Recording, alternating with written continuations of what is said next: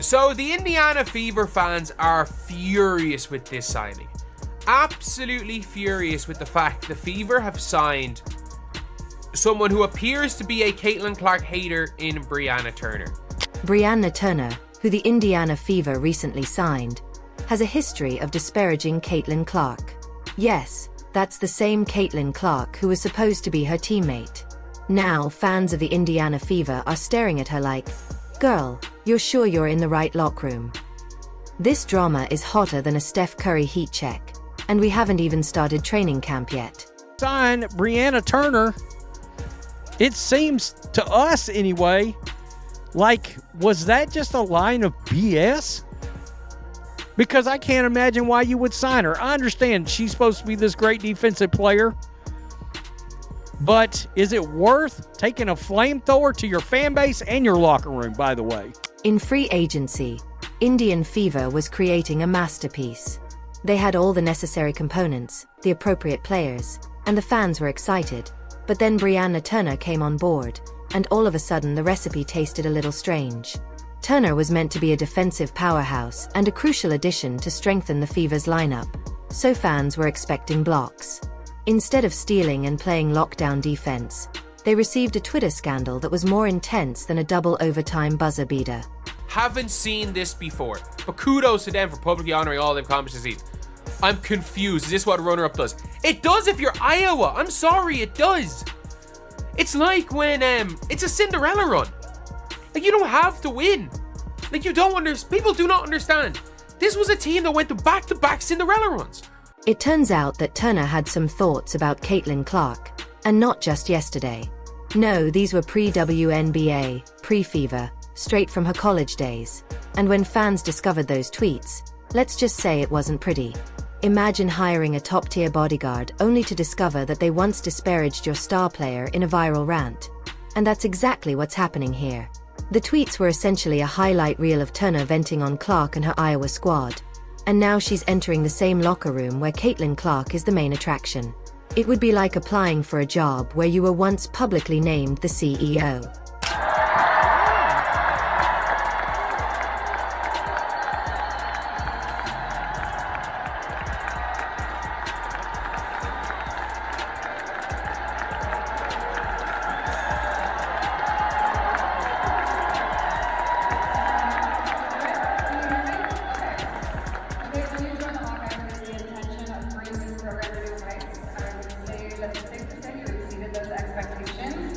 And you took time after every single game to sign autographs for fans, whether you were home or away at a tournament. Why did that mean so much to you to take that time?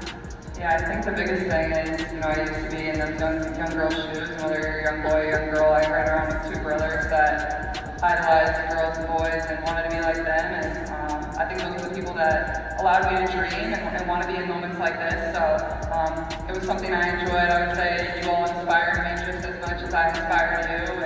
And you allowed me to live out my dream every single day. And for that, I'm forever thankful. So thank you. It's been very special. And this place will always be home to me. And I hope to be back at a lot of games. And I encourage all of you to do the same and continue to support this team the way that you have over the course of the last 2 years. So thank you.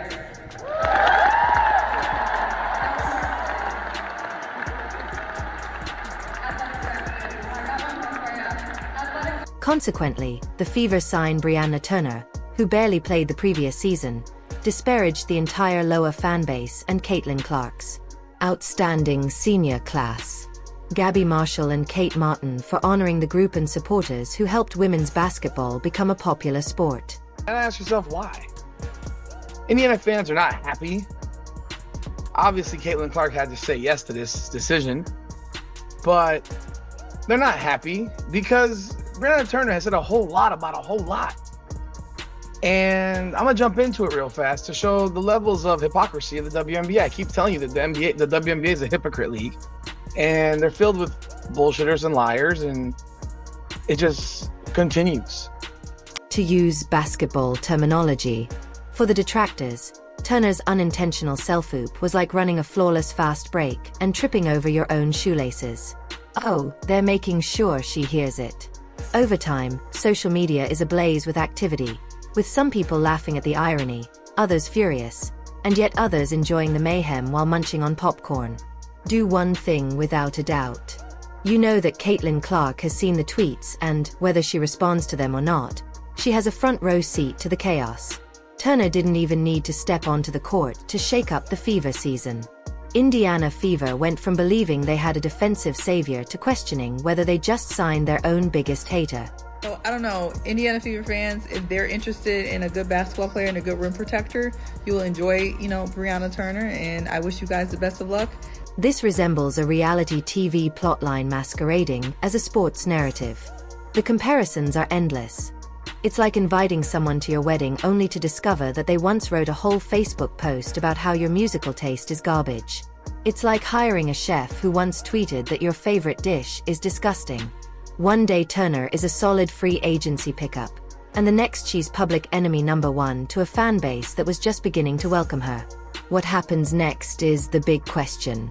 The Indiana Fever wanted an elite defender, but instead they got a PR nightmare. And the worst part is that it was self-inflicted.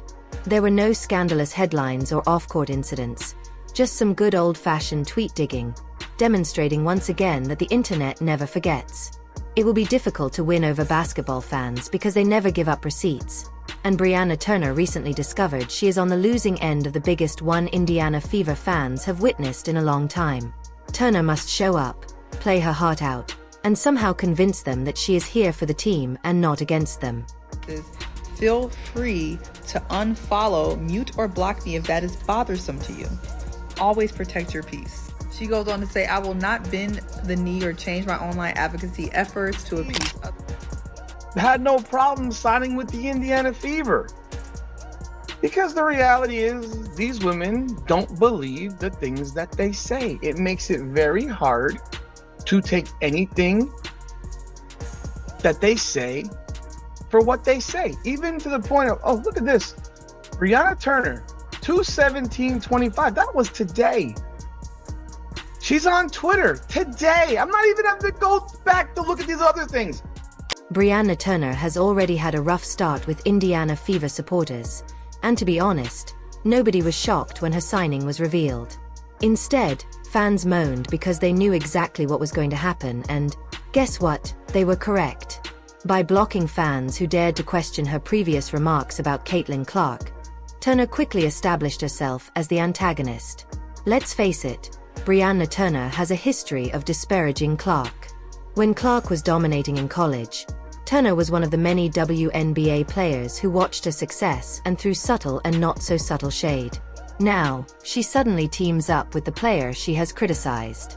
That won't go over well, and fans are already wondering how she will fit into a locker room that should be supporting Clark rather than trying to bring her down. Folks, we are less than 96 hours removed from signing Brianna Turner, and she's tweeted multiple things. She has yet to tweet, happy to be here in Indiana, happy to be a part of the crew. Instead, she gets on her bully pulpit now that she is on a team with fans that actually might give a shit about her. Did that sound harsh? Oh well. She went on her bully pulpit now that she has a bigger platform because she's associated with America's team, and she wastes, I hate misogyny, as we all do.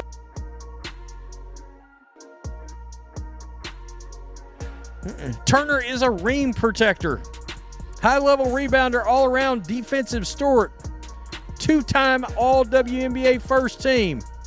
Look, hell, just add Cheryl Swoops to the locker room while you're at it. Furthermore, the team already had enough drama from the previous season's setbacks, a new coaching staff, and the pressure to turn things around.